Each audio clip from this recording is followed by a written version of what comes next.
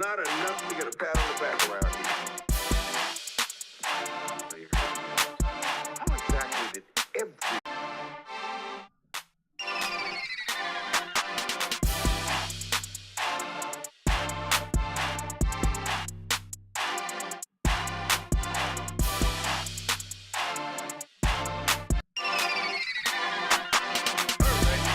Hello everybody, Ben Rogers here, the Raptors Digest, reacting to the Toronto Raptors 108-105 victory against the Cleveland Cavaliers. Josh, we have the opening night of the season. We come out and crush a conference rival, a team that we struggled with against last season. And we got Josh. I also got to reintroduce Joshy Ice. He was doing the live watch-alongs all last year. Obviously, he's been around the channel. How are you feeling about this game and this season, Josh, coming into it? Man, you just hit it on the head. We beat a conference rival, and a conference rival that got a lot better. Donovan Mitchell tonight, he snapped. The Raptors weathered the storm, though. Okay, I'll admit we got sort of lucky with Garland leaving the game early on, but still, you deal with a really good Cavaliers team. The Raptors look like they're in their old ways, and they look like they're improved. I'm excited, man. I'm juiced up about this. This is a massive W for the Toronto Raptors, man, because the Cavs are coming out here and they brought in Donovan Mitchell this offseason. They're saying, we're going to be a top 4 seed in the East. We're going to be coming out. We got Evan Mobley, the true rookie of the year. I saw all the Cavs smoke coming into this one. And you know what? The Toronto Raptors came out, even after a subpar preseason, and our starters looked amazing in this one. Shaky at times in the first half, but the second half, especially the fourth quarter, they all turned it up, Josh. And the first person we got to talk about, the first person we got to dive into, because the big matchup in this game, that was, widely anticipated, even across the NBA, is obviously the Evan Mobley, Scotty Barnes. There's a rookie of the year race all last season, and now they got to face off at the start of the season, and we have an award named after Scotty Barnes. People that aren't familiar with the post-game reactions, Josh, get a little drum roll going tonight, because we got the Scotty Barnes Award, the first one of the season, the first one of this year, and it's going to none other than Scotty Barnes tonight. As everyone knows, the criteria is fluid for this award. So there's no defined criteria. Anyone can win it. But Scotty Barnes, I think he was at least 78 times Scotty Barnes Award winner last year. And tonight, it's going to the guy that had the highest plus minus and was the most elite second-year player in this game. Because Scotty had 15 points in this one, 7 assists, 3 rebounds, a slower start, but the jump shot looked really solid. He was confident taking those threes, those middies. He had a really clutch finish. What did you see from Scotty Barnes in this game? Everything that you just stated, I think that's fully accurate. You can see he's playing with that pop, that energy that he was like really, really recommended for coming out of FSU. So, I mean, he's just the guy that he says he is, and Scotty Barnes is so hyped to watch. Once he works on that rim finish a little bit, I mean, he's going to have a field goal percentage that's through the roof. And I won't lie, man, I've had my moments of looking at Evan Mobley and thinking like, I love Scotty, very thankful we ended up with him, but Evan Mobley is just a special two-way player, right? Like, this guy is next level. But tonight, Scotty Barnes really restored some of the faith that everyone has in him, that he truly was the rookie of the year. This guy went out there, he put up a better stat line, and honestly, there was a couple shots there at the rim that he left a little bit short, but you can see that first step is explosive. That length makes a huge difference on offense and defense, and man, Scotty Barnes just has a different demeanor. The guy's a gamer to his core, and that's the reason he ended up going 4th overall. A lot of people didn't have him going until like 7th. Scotty Barnes was the pick to be made, and man, you could see it tonight. Yeah, well, you brought up the sort of debate there. Evan Mobley tonight had 14 points, 6 rebounds, 5 and 9 from the field. Didn't take too many shots, but I know, and the potential's there with Evan Mobley, right? He's so long and big. I get why people are hyped up on him, but Scotty Barnes just looks so much more smoother. Evan Mobley's fallen all over the place. Half his points came from tough calls, and we'll be talking about the refs in this podcast, but man, I'm just elated when I see Scotty Barnes show up in big matchups, show up down the stretch of games, make elite decisions, right? Getting steals. As you said, his length, it allows us to play small ball, because obviously we have guys like OG Anunoby coming into the season at 250 pounds, the heaviest guy on this team who can guard bigs. And we got to talk about OG in this game as well. But Siakam, Gary Trent Jr., Fred VanVleet getting steals. And then Scotty, he was matched up against Jared Allen for a big chunk of this game. And he was doing a really good job of keeping him off the glass, tipping those balls away when he was, because Allen can reach over him, but Scotty Barnes is boxing out well, getting those touches. And it was just a great thing to see. But we'll be talking more about the old those Scotty Barnes and Evan Mobley debates and stuff as this video goes along. But Josh, I've seen a lot of people lose faith in this guy, especially after a poor preseason in the first few games. A couple years where he dealt with a bunch of injuries. But I want some love thrown OG Anunoby's way. Chats, throw a W for OG Anunoby's performance, because this guy came out, not the craziest box score. 18 points, 7 rebounds, 5 assists, 3 steals. You know, all around just a solid game from OG. But his demeanor tonight felt exactly where it should be. He didn't take a crazy number of shots, only took 12 shots, but I thought when he had the ball, there wasn't a hint of passiveness. There wasn't that unconfident OG that we sometimes see where he's kind of hesitated driving. He constantly half spins, bounces out, goes back in, and then just passes it off. When he looked to drive, he was going decisively. He was finishing around the rim, and his touch looks really good right now. Yeah, OG Anunoby, let's be real. He struggled out of the gate.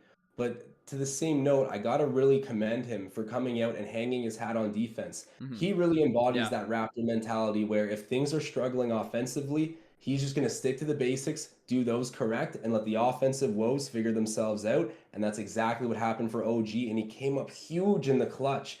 I mean, let's be honest. Like, this guy came out, had some wonky shots. He was looking so out of rhythm, and it's a shame because I really think the guy's a walking 30-piece. He's going to be dangerous all year long. I remember the guys on ESPN saying, I think it was Zach Lowe talking about how OG Anunoby at 70 whatever ranked overall in the NBA is going to look ridiculous at the end of this season. A lot of people are high on him, myself included. But I got to say one thing too, Ben. I think that some people get ahead of the ball with OG. Some people think he's kind of farther along the offensive development than I think he really is. But still, the reality is he's a world-class defender, and if he goes out and does that consistently, the offense will figure itself out. And tonight he figured it out at the right time and came up huge for this Raptor team. What, he finished with 18, I believe? Yep, 18, 7, 5, 3 steals, a block, a massive block, which we'll be certainly talking about in a segment. But man, I just love seeing him come out. Obviously had a hot start to last year, but that was more so due to Pascal Siakam being out. A lot of guys in and out of the lineup to start last season, and he got a lot of shots. But tonight, 18 points on 12 shots, 5 of 12 from the field, knocked down his threes, always playing the elite defense, using his size to stay in front of people, just a monster on that end at all times. But man, if that offense can really come together, if that can just be consistent, right, in his role as a third, fourth, fifth option out there on the line when he's playing out there, we are in for a treat with this Raptor season. And Josh, we can't like chill out on these starting players. We can't wait to give praise because we have a guy that was all NBA last season. 23, 11, 3 steals himself, 9 to 20 from the field. You were big on the hate wagon for this guy at the start of last season. The script flipped for the end of the year. I saw in the playoffs it came back and forth, but I said in the title the Raptors are the best starting 5 in the NBA. No hyperboles there, no nothing. We're raving about all these guys. How are you feeling about Spicy P right now? I'm feeling good. Look, I'm feeling good. I've had my moments with Pascal Siakam, and it to me, it boils down to mentality. Sometimes I just want Pascal to really feel like the go-to guy, and you can see his demeanor wavering at moments. You know, in the NBA, it's a confidence league, and if you're going to be the best player on the team, you got to absolutely wear that on your shoulder. And Pascal is a very kind person. He's very, you know, I wouldn't say he's assertive at all times, and you need your guy to be assertive and kind of have a mean edge to him. And Pascal's just not always that. But let's be real, he's highly skilled. He fits well with what this Raptors team's trying to do, and he's gotten consistently better every single season. And tonight he looked great. So I'm always rooting for Pascal, despite what some people might say. But, you know, as our best player, I am going to have open criticism of him when we fall up short. But I think he's on the right track. Yeah, well, you know, it's fair to criticize and all that sort of stuff. But Pascal Siakam is coming in this season looking to be a top 5 player tonight. And we honestly might have to get a top 5 player tracker because I feel like we're going to bring this up after every game. Siakam looking like a top 5 player tonight in the NBA? Is Pascal? Yeah. Yes, no. What's the rating? If you're going to base it off of tonight, a huge double-double and a big win over a conference rival, that's top 5 criteria to me. We got to get a segment out of it. I feel like that's a good tracker to keep track of. How are we feeling about the Pascal? How's his stock looking, right? We'll see. We also have a super chat coming in from Jay Samuels with the no comment on it, I believe. I don't know if it loaded or not, but I appreciate the super chat coming there on that front. But, Pascal Siakam looking elite. The free throw shooting is the one thing that was a bit off tonight. Might knock him to 6th or 7th in the top 10 rankings. But, we're looking for top 5P this season. But Fred VanVleet himself, it felt like not a big night scoring, but 4 for 9 from the field. He said this season he's willing to take a step back to let other players shoot more if it means more winning. And tonight, I thought he didn't force his game too much. Had 15 points, 5 assists, 3 boards, but 4 steals from Fred. And everyone talks about the 6'9" lineup. Everyone wants the long boys out there. And you can see the effect of the long boys, certainly on the defensive end. But Fred VanVleet effectively has an 8-foot wingspan with the way his hands just gobble up any basketball that comes in his way. It could be Jarrett Allen with the ball 3 feet above his head. He's already 7 feet tall himself, right? And Fred VanVleet somehow gets his hands up there and yanks that straight out of the pocket. He's doing all these winning plays. Obviously on the defensive end, Fred VanVleet's elite when he's healthy. People have a bad perception of Fred VanVleet because the second half of the season last year was playing on one leg in the playoffs. Literally played till the tires fell off. He played till he got injured, rehabbed this summer. Now he's looking fast, he's looking quick. Doesn't seem to be forcing the action too much. Only had 1 turnover in this game. How are you feeling about Fred VanVleet in this one? I feel good about Fred. Honestly, like 4 steals, and yeah, it boils down to him having those ultra quick hands and a super high IQ. Fred VanVleet's going to be an NBA coach one day, man. Everyone talks about it. I can see it already. The writing's on the wall.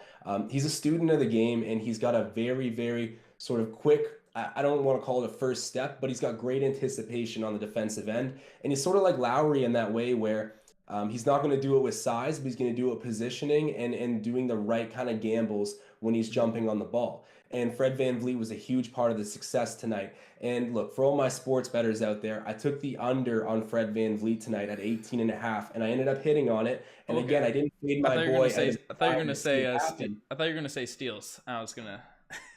And no, I wouldn't do that. I would be taking the over on the steals, and that would have hit. But Fred VanVleet struggles against bigger lineups. I obviously know with Garland and Mitchell, like those aren't the biggest guards in the world, but the Cavaliers do a great job of packing the paint. And we know Fred VanVleet versus the Philadelphias of the world, even Cleveland in the past, like it's been problematic for him. But I like that he didn't just go down firing, taking bad shots, because Fred VanVleet can be a black hole on offense sometimes. And that's something that's really gotten on my nerves. Mm-hmm. So I'm happy to see him take a mature sort of step back, realize he's got a deeper roster now, a roster that's developing, and he's going to facilitate a little bit more. And hey, you end up with a W tonight because of it. And not bad that he ended up with 15 on somewhat efficient shooting. I'm cool with it, man. And I'm a big VanVleet fan. Yeah, no, elite stuff. And we got elite super chats coming in from Paul Blunt. And it's a bit glitchy on my screen right now, but it's saying, new season, Josh is back. Let's have a great year and poke out more eyes. And poke out more eyes. Jeez. Let's go, Raptors Digest. Paul Blunt.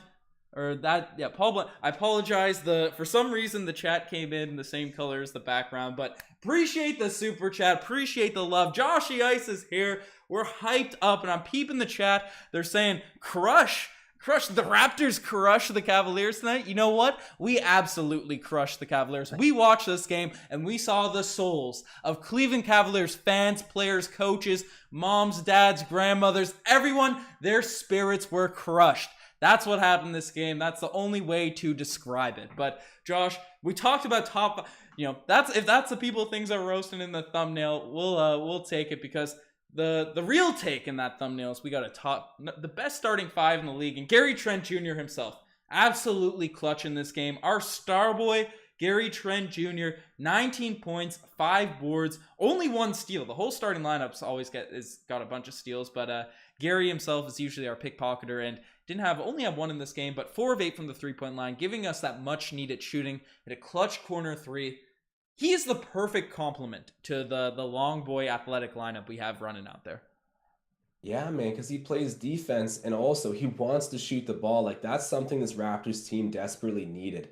Mm-hmm. And Gary Trent Jr. brings it. He's got that gamer mentality where, and I like it too. He misses a free throw. He claps his hands. He looks for the ball back immediately. Like he's not fazed by a whole lot. He's got a real mature demeanor. I think a lot of it comes from having a dad who is in the NBA as well. That's kind of coached him up, coached him the whole way through, like has really installed the right mentality into his son. And Gary Trent Jr. is a gamer. I mean, tonight he was huge. He hit big shots. He was efficient, and you can count on him to give you a high effort defensive effort every single night. So that came through tonight, and the offense was good enough to be really clutch for the Raptors, and we got the W. So I've always really liked Gary Trent Jr. I still stand on that trade and say it was a great decision. I mean, I don't know who wouldn't, but Gary tonight was awesome.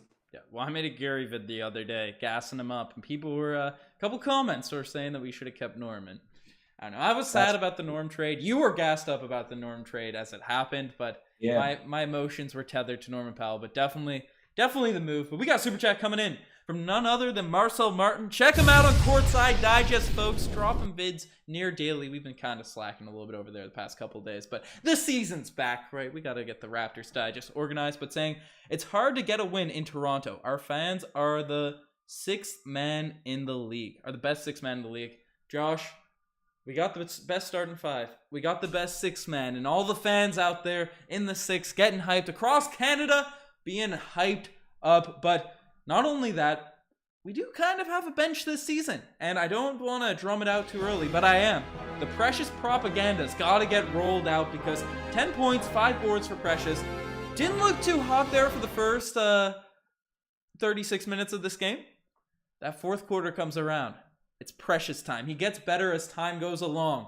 And knocking down threes, driving those lanes, he's absolutely unstoppable when his handle is tight enough to get around guards, get around the big men that are guarding him. Because Jared Allen, one of the best big man defenders in the entire NBA. Guarding Precious out there on the wing. Precious is too quick. He's too strong. He's bullying him out of the way with that handle tight. Finishing over top. He's taking wild three-point shots. He brings such a different energy to that group as he gets thrown out there. We didn't have Chris Boucher or Otto Porter Jr. or Malachi Flynn, who could potentially be in the rotation for this team. But Precious really ran the bench unit tonight. Are you on the propaganda train, Josh? I am, but I was skeptical. You said it yourself. Like the first 36 minutes of that game, really debatable because I'm looking at the matchup tonight and I'm saying, look, we got a front court dominant matchup. And OG Anunoby offensively struggled for the first couple quarters of this game. I'm looking at a guy like Precious Achiuwa who showed tremendous growth in his offensive game, and I'm thinking to myself, this is the perfect time for you to step up and get a couple buckets. And he really didn't do a whole lot until the fourth, but credit to him. He came through at the right time, and he's going to be a big key to success for this team. So I am definitely behind the Precious propaganda. Better late than never tonight. I would like to see a little bit more consistency. But hey, man, like I'm not gonna bash on it. Like I'm very happy he delivered. Yeah, we're all drumming up the propaganda. Drum it up in the comment section. The channel members, you got the propaganda going. Drum it up down there. But huge W for the main guys tonight. But outside of that, no one had a crazy box score. Delano Banton got 9 minutes in this one. Obviously, no Flynn Otto Porter Jr. I don't know if he's going to be in the rotation. We could probably discuss that. Probably leave it for the final alarm. Thaddeus Young doing his solid things out there. 3 points, 1 steal. He's just getting into form, right? Thaddeus Young, give him a few games to sort of get rolling. But the guy I do want to juice up, I want to talk about. I was surprised the amount of minutes he got because Nick Nurse brought up how he might be in the G League for a bit of the season. 15 minutes for Koloko. And you look at the box score, you might say, hey, 6 rebounds, solid 3 points, a block. That's all right. But his demeanor out there on the court, the way he moves, he is trying to dunk everything. And he's going up against Jared Allen, Evan Mobley, right? 2 very long, athletic shot blockers. He got blocked on one of them, right? One bounced in and out. But I love that Koloko just does not care who's in front of him. Catches that basketball, throws down those yams, missed like 2 dunks, got one there at the end. His finishing, I brought it up all preseason. He almost looks like Serge Ibaka out there, the way he's throwing up post hooks. He's looking way better than I expect at the start of the season, and he might be an actual rotation piece for us going out throughout this year. You know, we talked about it before this call. The reason he reminds you of Serge is those big delts, man. Those big delts. You do not want that guy posting you up, but Koloko was awesome. He's definitely not going to be a high quantity guy. And I mean, I don't know who would have expected him to be in his rookie season. 30 shots a game for our second round pick, Josh. Make it happen. Hey, dude, he's been so quality. Absolutely so high quality. Even through the preseason, he's been very efficient. He's put defense first. And he's kind of lived up to all the hype that he had. So I've been very happy with Christian Koloko. And he gives me shades of Clint Capella. I don't think that's a hot take.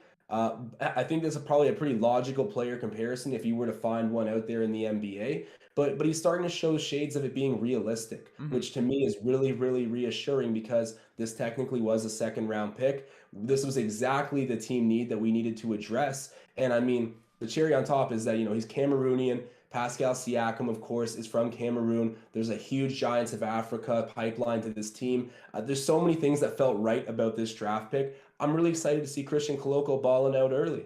Yep, absolutely amazing stuff there. Didn't get to see any Jeff Doughton, Justin Champagnie in this game. No Ron Harper Jr. or any of those guys. But pretty well everyone played, especially with the injuries that we had, players that were healthy. But I think it's time to swing into those segments, Josh. See what's happening tonight. The spicy play of the day. And there are a lot of plays that this could go to. One that really stood out in my mind was there's on the defensive end, OG Anunoby getting blocks on Karis LeVert, looking like a man amongst boys down there in the paint. Fred VanVleet somehow blocking Jared Allen. I don't know how physically he got up that high to take away that basketball, but we had a couple nasty dunks. We had a couple clutch threes. What moment really stands out to you, Josh?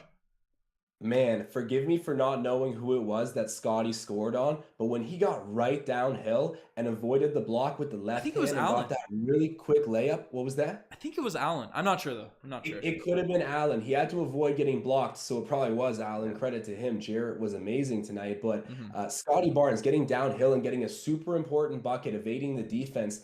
Like, I'll give that the spicy Pele, but you're totally right to say that block by OG Anunoby on Karis LeVert has to be right up there, man. That was a hype moment, timely play. Yeah. But, man, I'm going to need to go with the Scotty Barnes straight to the rack bucket.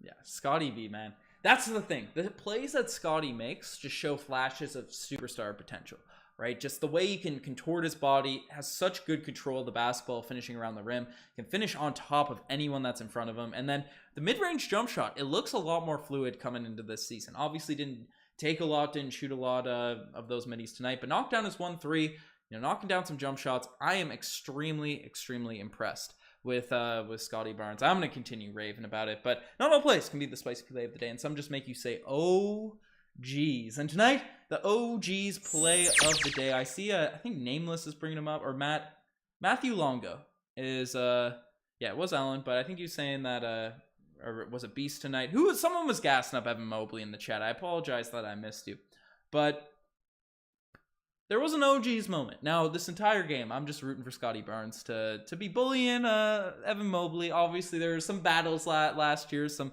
fun back and forths between Cavs fans and Raptors fans, and you want our guy to be playing better, and I think he did. But there was one possession where Evan Mobley, Scotty Barnes he was closing out a little bit out of position, but Mobley had a nice little handle, nice little move, got around Scotty, finished around the rim. That was an unfortunate moment for me to see, especially I think the Raptors were down at that point too. So I was like, oh, we're down. Mobley's doing this, a highlight play. That's going up on all the graphics, the real rookie of the year for Cavs fans. But we got the best of them at the end of this game. Do you have any OG's plays in mind, Josh? Any OG's plays, man? I'm kind of on the spot here, but the one that made me was like, oh, geez, when I was looking at the pregame and Precious Achiuwa was getting his name announced and a firework goes off and he's ducking. He's like, what the hell was that? That is my OG's play of the day because honestly, most of everything that happened on the court tonight for the Raptors was positive. There was some moments, it might even need to go to OG for some of those shots that he hucked up in the beginning because he was looking way off. Warming up. I don't want to put that on him right now because like he came around and had a great game and was super clutch. So I'll give it to Precious there in the pregame. Yeah, that's fair. That's fair. Gotta stay safe. So people are asking if Riker died. I think some people are thinking it's serious. Riker's alive, well, and healthy, folks. Don't stress. He's all good. He's alive. We also heard back from Riker today. He's alive. So don't stress it. We got Joshy Ice out here on the pods, but Riker is alive, folks. Don't stress it. He's happy the Raptors are getting these W's. But no, good stuff there. But the final award, the one, the only, the Paul Pierce Golden Kazoo Award of the day, of the evening. It's become infamous. It's fully integrated into last season. We debated changing it to the Goran Dragic Golden Kazoo, but Paul Pierce seems like it'll have more lasting value. We're not even worried about that scrub we had on the squad last season. But tonight, he was expected to be a rotation player, Josh, but Juancho Hernan-Gomez, I refrained from talking about him during the pod, but came out there 7 minutes, looked a little bit invisible, didn't have a big impact during the preseason, obviously made the team over a fan favorite in Josh Jackson. What'd you see from Juancho tonight? He was hustling on defense at least, but we want to see a couple threes go down at least in 7 minutes of action. You know, he kind of knew his place though. Like, I don't even think he attempted a shot, did he? Yeah, I'm looking at the box score and he didn't. Yep. He had the steal, he had a Tony rebound. Snell stat line. Yeah, he had the Tony Snell stat line. That's never good. But to his credit, he wasn't like, you know, a drawback having him out there on the court. I think he's talented. You know, I'm happy to have Bo Cruz on the roster still. Like, I think it's cool. I think he's still like worth having around. And I won't be hard on him tonight. I don't think he cost us anything on the court. And I think if anything, he realized like there's better players here. I'm gonna let them take the shots. I'm just gonna do my job defensively. And he had a high degree of energy, even though it didn't show up on the stat sheet. Yeah. So don't get stressed about Juancho, but minor golden kazoo going on that front. And also to the basketball gods, sucks that Darius Garland went out with injury in this one. Would have been fun to see the battles back and forth as this game went along. And you know, we're gonna be beaming the Cavaliers all season. We got a deep-seated rivalry against the Cavs. They broke our hearts too many years. I know it's more LeBron and stuff, but those LeBronto years, LeBron was on the Cleveland Cavaliers, and then obviously last season with Scotty Barnes and Evan Mobley, and it feels like we're gonna be jockeying for playoff position for years to come. So we want blood, Cavs fans. We want blood. We're coming out here ready to duke it out with you guys. But you know, that's a bit of analysis. We want to hear what you guys have to say about this game. So Josh, you're gonna have to sound off this alarm now, and let's get it going.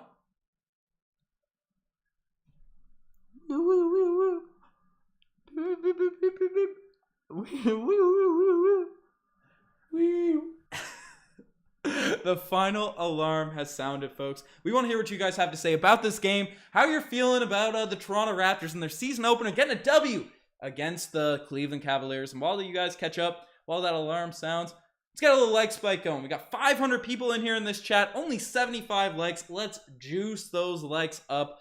But Logan's in the chat saying Aaron Baines over Juancho Hernan-Gomez. You agree with that take? Aaron Baines over Juancho Hernan-Gomez?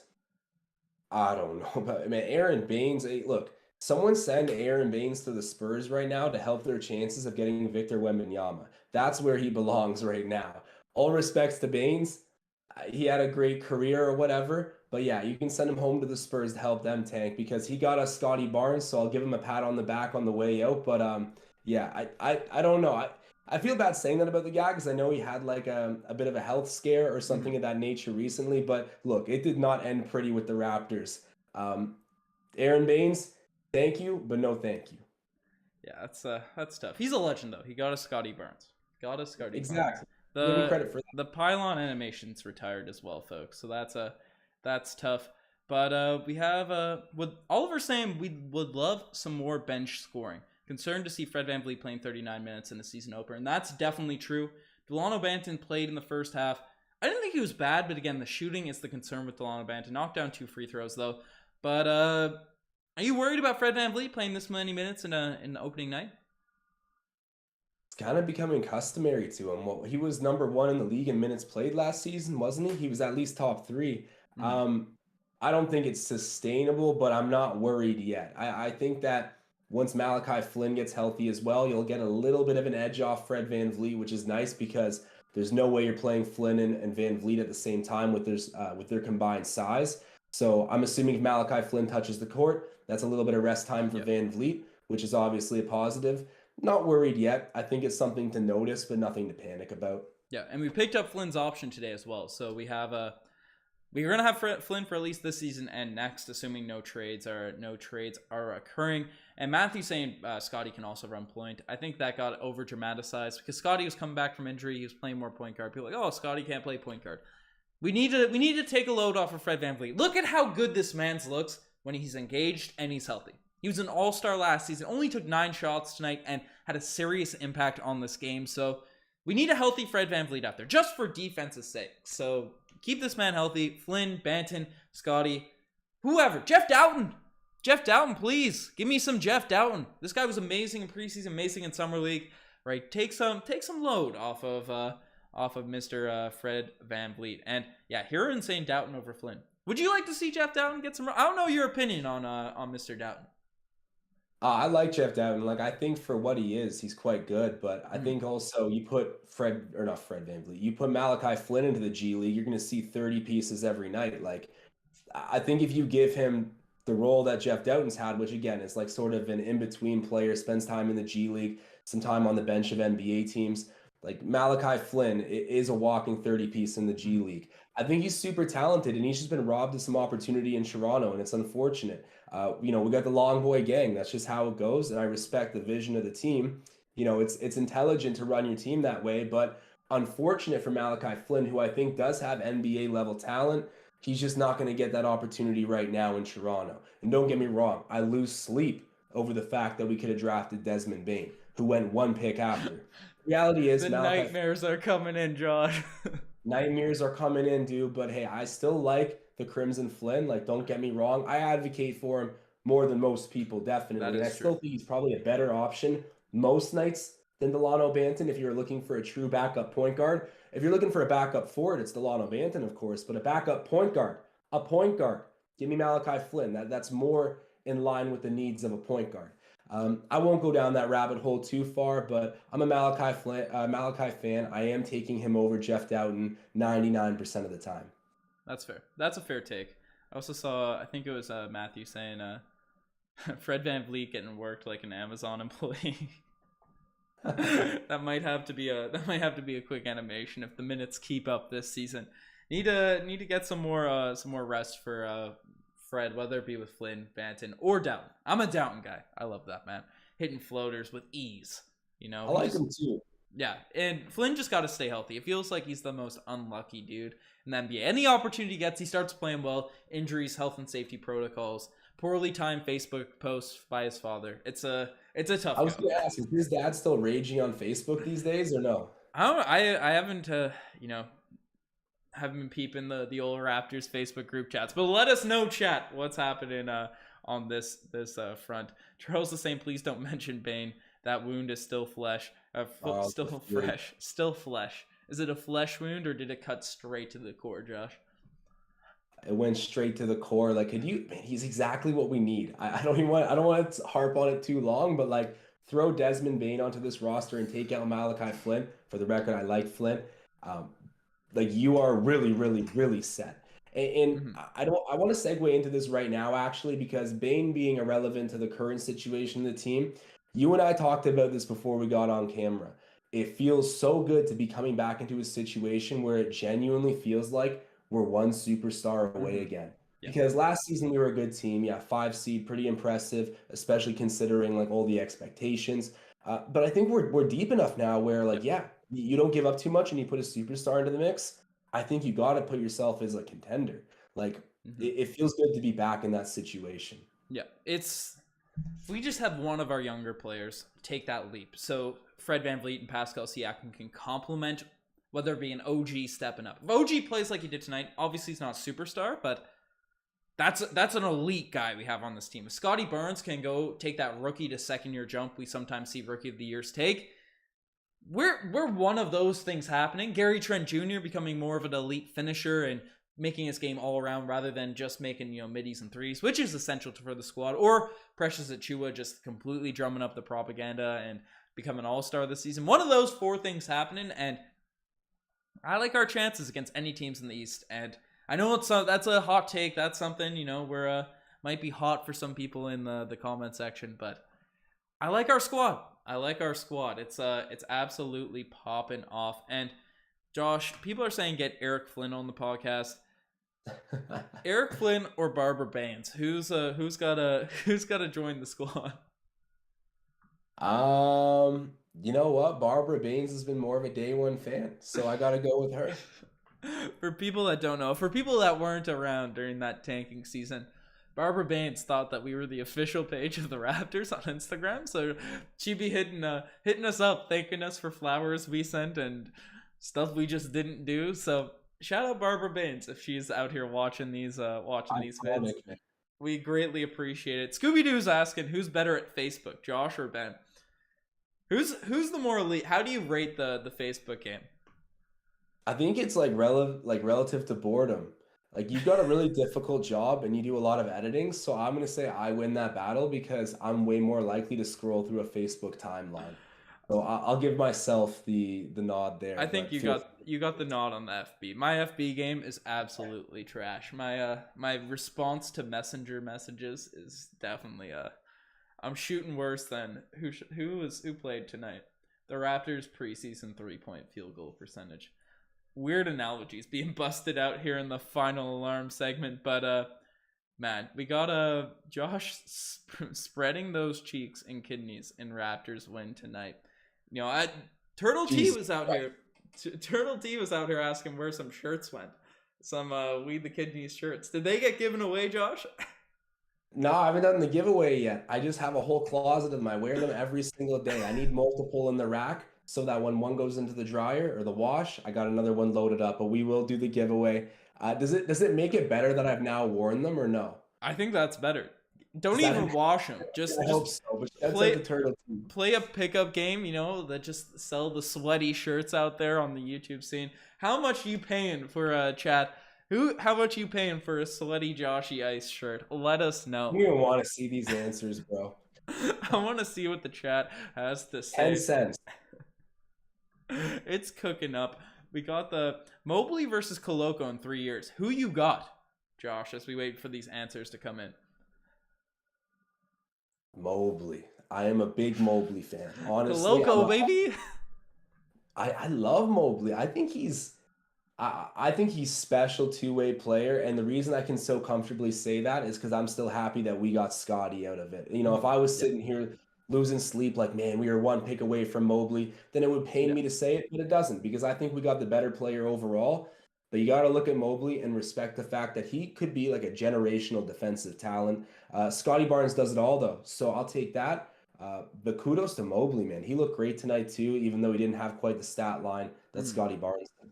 Yeah, he's going to be good. He's going to get flamed on this podcast definitely throughout the season, but purely off the rivals, purely off. We had some Cavs fans in here earlier, purely to juice up the heat between our little rivalry, but in all honesty, this man's great, and Masai Ujiri really wanted to draft that dude as well. So we got Scotty Barnes. We ended up getting I could trade for the third pick, didn't we? Yeah, we tried to trade up, but the Cavs weren't having it. But joke's on them because they probably could have had a good player alongside Scotty Barnes, but they probably wouldn't even have drafted Scotty Barnes.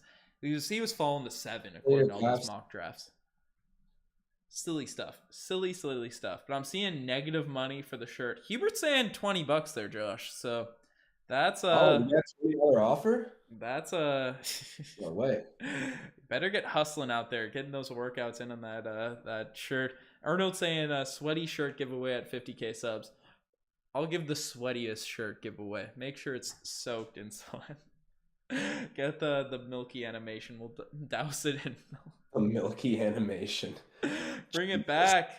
Bring it back for the season. The fluid animation. I think we officially changed the name to the fluid animation during the preseason. So fun stuff. Haroon's saying Koloko much greater than Mobley, and I can't disagree. Koloko's looking elite out there. I am hyped. But Raptors for Prime Minister, that's facts. Ben or Josh's background? Honestly, I really like the look of your background. Your background's looking icy right now. Appreciate it, man. Two of my favorite albums of all time. I mean, we're talking Toronto sports. Got the Views album You got cover. the degree in there? Got the degree. The degree. I get chirped for that, eh? Like, because I studied political science, people tell me, like, buddy, like, get the BA off the wall. I'm like, come on now, like, still a degree. Like, give me a break. Hey. It might not be comp sci like you, Ben, but like, you know, it's a degree. You got those mean essays. Joshy came in as a writer for Raptors Digest and was writing some fire essays. So, you know, it's cooking. But we the Kidney Tea Digest. That's what Paul Bunt's looking for. People want a Riker locked in the basement animation. That's a you know, the key away. Riker's locked in the basement. We forgot to feed him. It's a tough go. But He's on the melatonin again, guys. That's tough. About time. About time's coming in. Saying I want to see. Got caught on CTV tonight. Yeah, check out. I think I'm like a guest host on the news now. Josh, we get that stuff out here rocking, covering the Raptors. Tune into CTV. I think it was already live, but we're back on that news grind. You know, did a couple games during the season. You know, happy. It'd be nice if they came out and just plugged the Raptors Digest harder. I need to get like a pure logo, like ready to go, flashing the next time I'm on. Celebrity status now, Ben. You know, when I went to California, I got recognized twice by Really? Ontario Tech Bros. Really? Yeah, so you know. So this is like Silicon Valley that you got recognized? Yeah, down in SF, in the enemy territory, Golden State Warriors territory. But from Ontario Tech Bros. Love that. Shout out the boys if they're out here watching. But Scooby Doo's out here saying that Josh clicks the corn bot links because we got a few. Someone told me I think it was Turtle T was like, Josh looks like he got punched in the face. Like, just call me ugly, Turtle. Like, jeez. That's Turtle was out here flaming people in the chats yesterday in the live stream we had going. But no, that's Turtle's ready to roast. That's what I was saying. I was saying Marcel, obviously legend on Courtside Digest, was in the chat earlier. I think he's like the target demographic. Just Marcel will be ready to click those links in the chat. So you'll love to see that. But make a ban hammer animation, and every time a bot comes in, that's fair. We need to ban these guys. Marcel's slacking on his monitor status right now, or whatever they're moderator status. He banned 2 people in our chat yesterday that weren't bots. The chat moved too quick. That's what's happened out there. But watching at 144 Pete. Sorry, Turtle T getting the live going. But Hubert's out here saying greetings from Liverpool, England. Raptors Digest Europe Squadron. How early is it over there, Hubert? You're committed. It's a 1:30 and 1:03 right now. We're on to in Newfoundland, so that's wilding out there. England's got to be like 4 a.m., 5 a.m. now, is it? Yeah, man, it's a dedicated fan right there. Love that. Appreciate you. Raptors got an international fan base, dude. It's awesome. And Ben, I'm seeing some comments in the chat about Otto Porter. Mm-hmm. So obviously not in the lineup tonight, but a huge free agent signing and kind of, a rare one for the Raptors who have struggled to attract people north of the border. But like, what do you think is going to be the situation with him? Like, give me the outlook, give me your prediction on Otto Porter and the role he's going to have with his team. Well, so you look at our bench. Precious Achiuwa. We're drumming up the propaganda on this podcast, but we saw it in this game. You get multiple versions of Precious Achiuwa even during a single night. That's how it goes. Chris Boucher. Sometimes the slingshot's looking 5 for 5 from the 3-point line. Sometimes it's a 3-game stretch where it's like, oh, Chris, we really taking those long balls in this one and just hop into the dunker. Thaddeus Young, he's just doing some role player stuff. Not going to get you some scoring. Not going to get you a lot of scoring. Just going to make winning plays. Delano Banton even. Malachi Flynn. 2 of those guys certainly going to have up and down moments throughout this year. The Raptors lacked last season a guy that could just be steady. Could come into the game, knock down some 3-point shots, play elite defense, perfectly mix with that starting unit. If someone's struggling, he'd easily fill in there. We saw him do it on a championship roster last season. And if Otto Porter Jr. is healthy, if he can come in and just play the level of defense he did last season and shoot the 3-point shot at a relatively equal clip to what he did with the Golden State Warriors, he is exactly what this Raptors team needed to just get over the hump. Our bench was the big question mark, and we have a guy now that can be certainly relied upon to take the load off of guys like OG, Scotty Barnes, Pascal Siakam, even a Fred VanVleet if we get to move Scotty Barnes down the lane, because Nick Nurse will trust him. He'll keep him into games. He'll get a good 20-25 minutes a night, and we'll just be steady. And that's exactly what we need with our elite starting 5. I think that's well said, dude. I'm really excited for Otto Porter. He's got that championship DNA as well, which is awesome. And this is a guy that averaged almost 18 points per game in a couple of his seasons. Injury-plagued career, but with Toronto's reputation for development and more so just Alex McKechnie, really renowned for his ability to aid players back to proper health. Did it with Kawhi. Obviously, we're not in another Kawhi situation per se, but I trust them to take the best possible care of Otto, and I can't wait for this guy to get on the court. I agree with chat. I'm excited for it. Yeah, love it. And we got people coming in. People asking where I'm. It's 1:05 here in Newfoundland. We're weird time zone. We're off by a half hour. Hubert's, it's 4:33 in the morning. I'm off work tomorrow. Love it, Hubert. Love you joining in on the chats. But Nameless saying he gets up at 8 a.m. to watch some soccer matches. I see Ray Grant from the Jamaica Republic. Love the Raptors.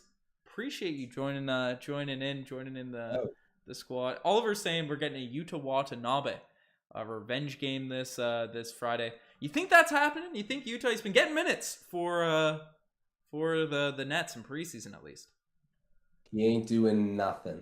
He's not doing nothing. I was on the Utah hype train, for fun, but not for fun. I'm not scared. I'm not losing sleep. Hey, honestly, I'd be cool with Utah becoming a really good player. He wasn't going to do it with our system. He just couldn't shoot the three reliably enough. But I think he's an NBA level defender. He's really soft on his finishes. That's the thing that just really aggravated Raptors fans when he go out there. Just go in and would fade away. And he's super tall and super athletic.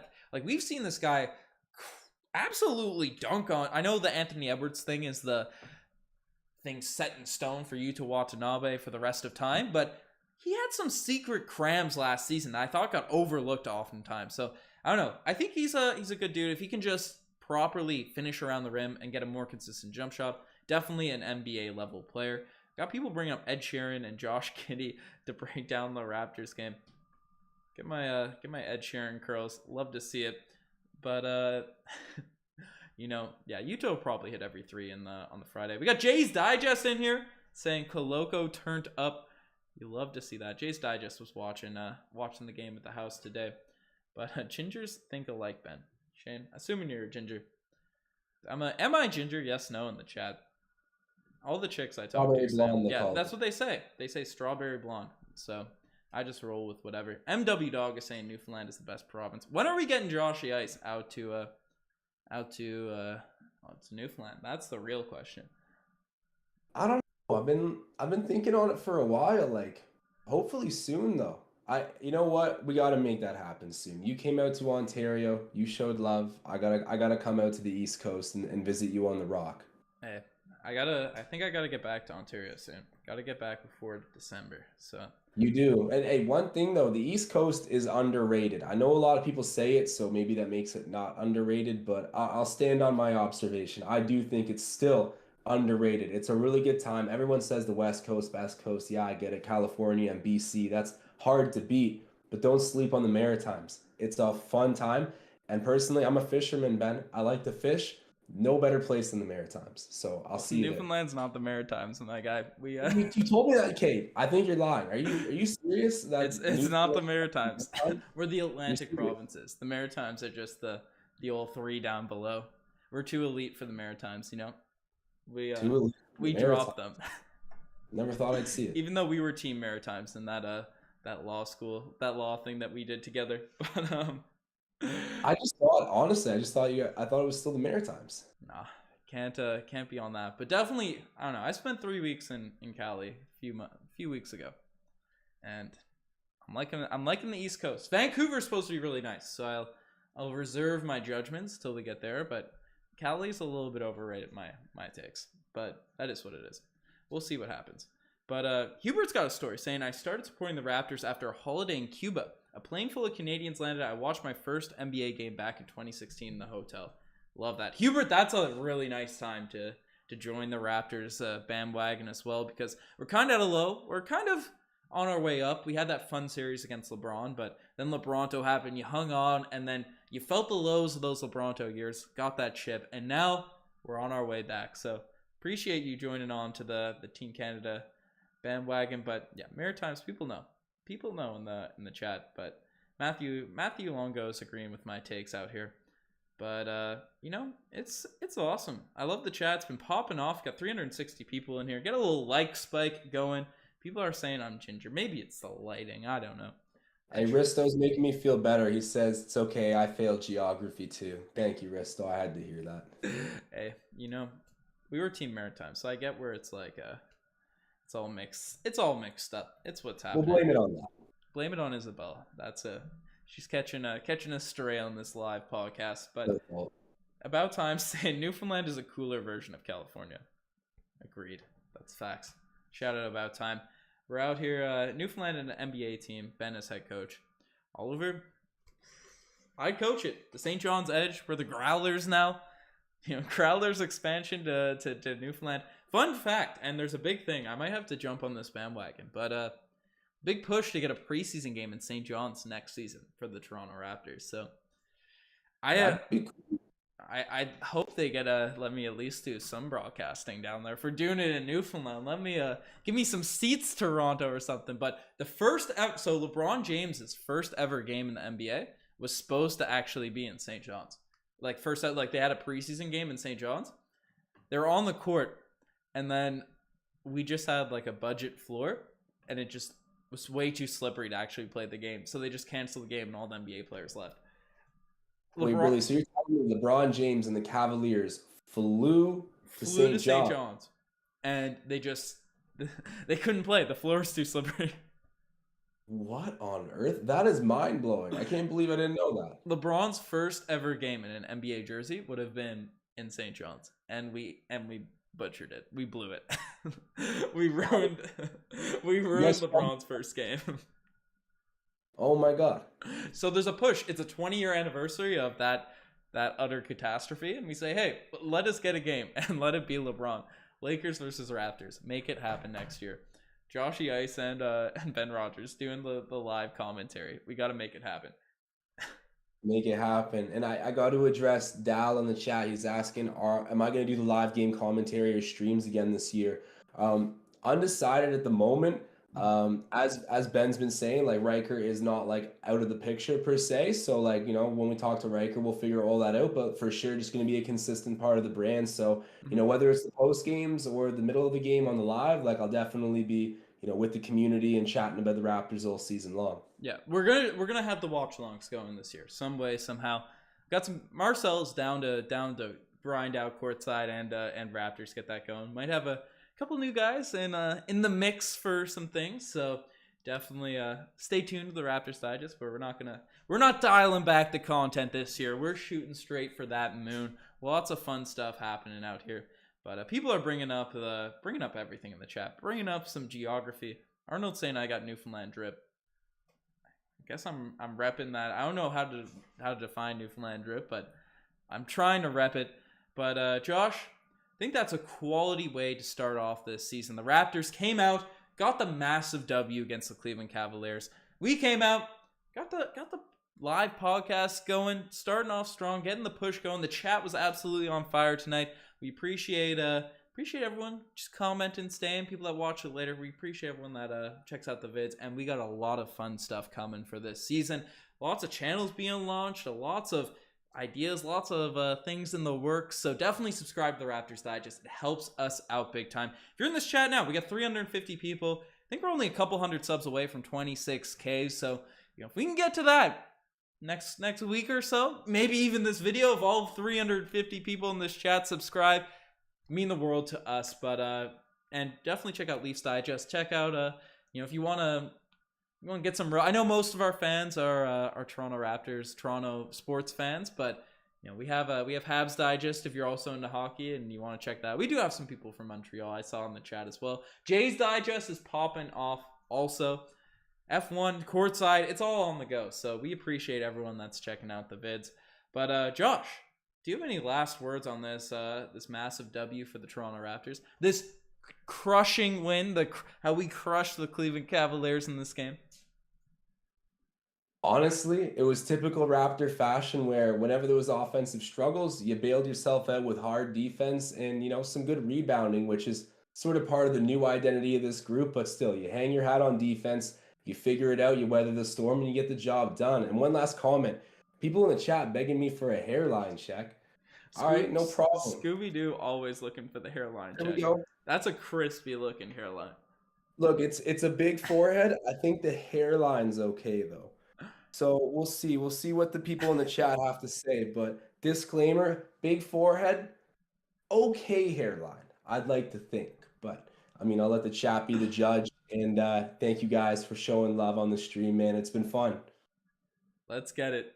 Cheers. Cheers.